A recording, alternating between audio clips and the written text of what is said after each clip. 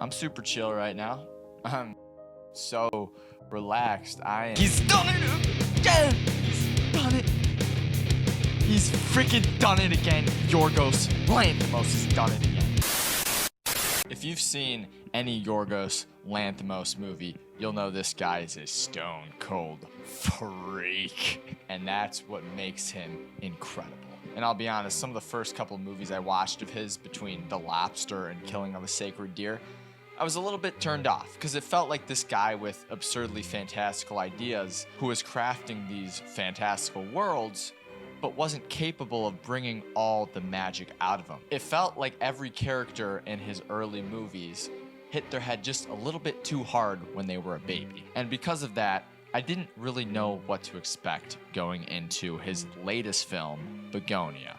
And honestly, going in blind like that was for the best. Let's indulge.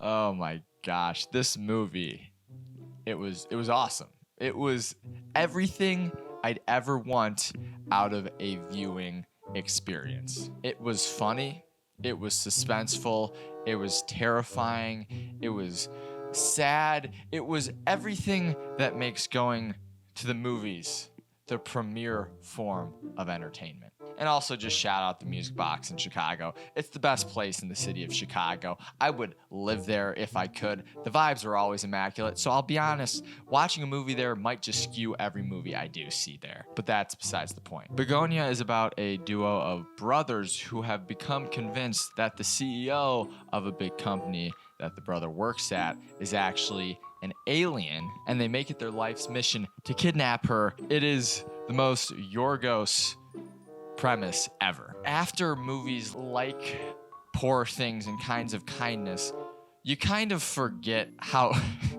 absurd some of the early stuff was. Yes, his recent work has been absurd, but they've been absurd in a more accessible way. Movies like The Lobster and Killing of a Sacred Deer just always feel like they're off.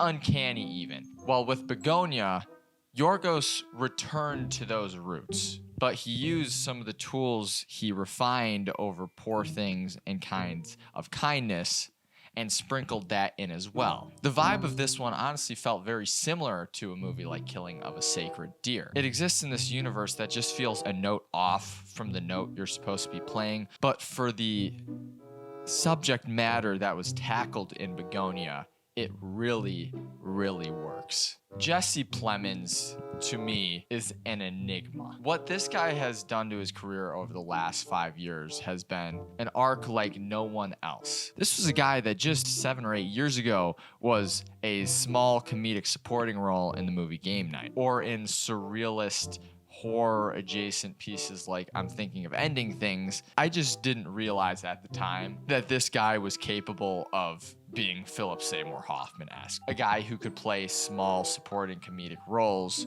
to perfection, or a guy who could take a character study and put it on his back. He is so chilling and so menacing and so downright good in this movie. Between his performance in this movie and that one scene in Civil War, this guy needs to be put in an institution somewhere. And then you have the performance of Emma Stone. There's nothing left to say about Emma Stone. She is one of the greatest of our generation, if not the greatest. And I am just very grateful that I get to live through and experience her career in real time with each new project she picks up. And going in, I truly expected her to be a supporting role in this. Screen time wise, she was not a supporting role at all. She's all over the screen, but I think her role in the movie was to be more of a supporting role to the overall performance of Jesse Plemons. This movie, like some of the other great movies of this year, tackles themes of the overall polarization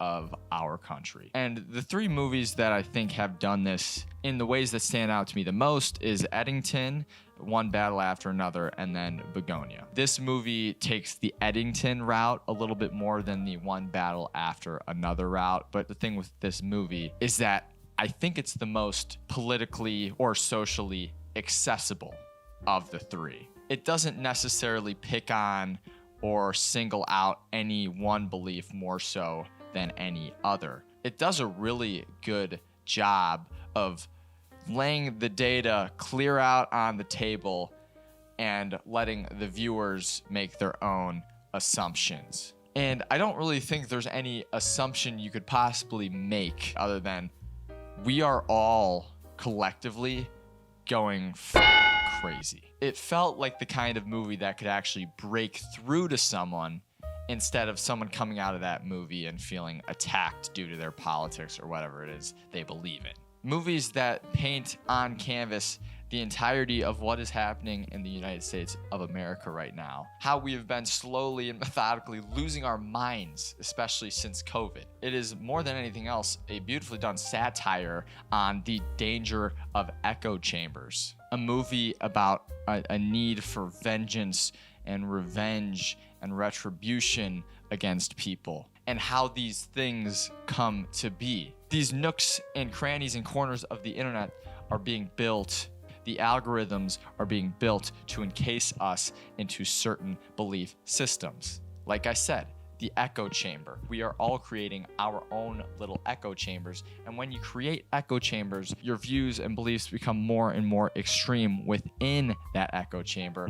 And that is what Bugonia is all about. It is a movie that thrives on the paranoia of modern society. And tinkering with this idea of paranoia actually makes for great cinema because it naturally builds this suspense. It also handles with much eloquence the topics of wealth inequality, but again, this is all done in a satirical way. The idea that CEOs, billionaires, all these people who are making so much more money than the regular person can't possibly understand what it is that the regular person needs or wants to survive. It jostles with the disconnect between the elites and ordinary society. And this metaphor is taken to the extreme by Yorgos, as only Yorgos knows how to do.